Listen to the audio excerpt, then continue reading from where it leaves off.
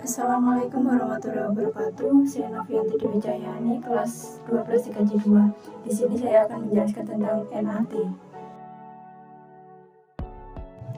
NAT atau singkatan dari Network Address Translation. Pengertian NAT. NAT atau Network Address Translation adalah protokol yang digunakan untuk menghubungkan dua jaringan komputer dan memetakan private address cakupan lokal ke public address cakupan global. NAT adalah metode untuk mengubah alamat IP pribadi atau alamat lokal menjadi alamat IP publik. NAT berguna untuk menjaga agar alamat IP yang tersedia tidak cepat habis dengan menerjemahkan IP lokal atau alamat IP pribadi menjadi alamat IP global atau publik. Seperti gambar di samping. Selanjutnya, NAT hanya dapat mengkonfigurasi satu alamat untuk mewakili seluruh jaringan ke dunia luar. Hasilnya, proses penerjemah menjadi transparan. Cara kerja NAT. Contohnya, cara kerja, ada laptop yang terhubung ke router rumah.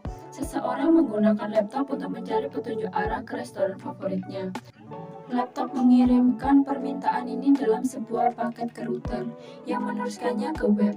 Tapi pertama-tama, router mengubah alamat IP keluar dari alamat lokal pribadi ke alamat publik. Jika paket menyimpan alamat pribadi, server penerima tidak akan tahu kemana harus mengirim informasi kembali. Ini mirip dengan mengirim surat fisik dan meminta layanan pengembalian, tetapi memberikan alamat pengirim anonim. Dengan menggunakan NAT, informasi akan kembali ke laptop menggunakan alamat publik router, bukan alamat pribadi laptop. Jenis-jenis NAT, yaitu yang pertama, 1. NAT statis adalah pemetaan satu ke satu dari alamat IP pribadi ke alamat IP publik. NAT statis berguna ketika perangkat jaringan di dalam jaringan pribadi perlu diakses dari internet. Yang kedua yaitu NAT dinamis.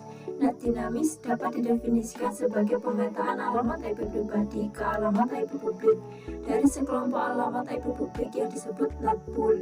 NAT dinamis menetapkan pemetaan satu ke satu antara alamat IP pribadi ke alamat IP publik. Alamat IP publik diambil dari kumpulan alamat IP yang dikonfigurasi pada router NAT terakhir. Pemetaan publik ke pribadi dapat bervariasi berdasarkan alamat IP publik yang tersedia pada NAT pool.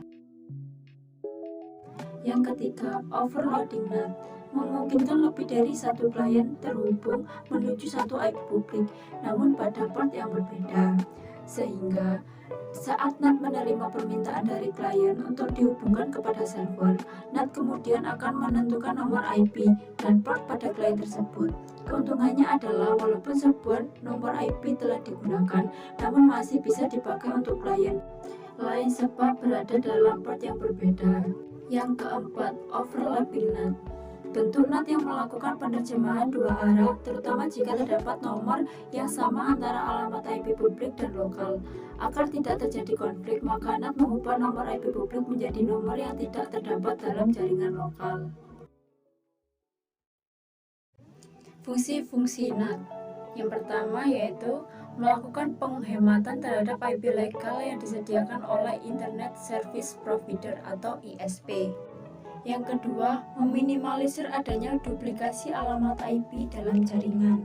Yang ketiga, ketika terjadi perubahan jaringan, menghindari proses pengalamatan kembali. Yang keempat, menambah fleksibilitas untuk terhubung dengan jaringan internet.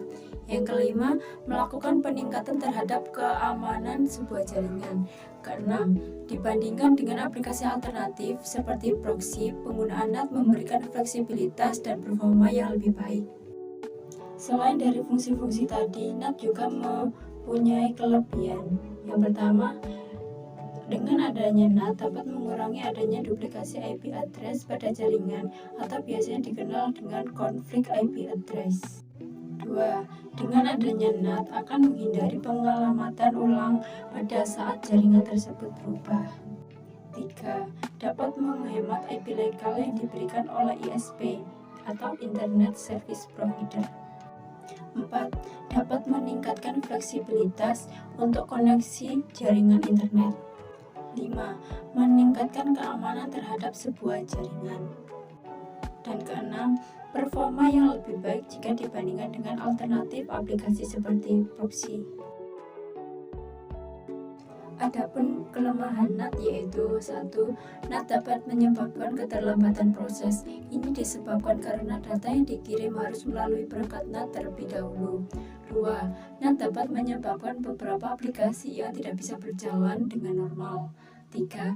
Dengan adanya NAT dapat menghilangkan kemampuan untuk melacak data karena data tersebut akan melewati firewall. Dan itu tadi adalah pengertian jenis-jenis fungsi, kelebihan dan kelemahan dari NAT. Sekian dari video saya. Mohon maaf bila ada salah kata. Saya ucapkan terima kasih. Sampai jumpa. Assalamualaikum warahmatullahi wabarakatuh.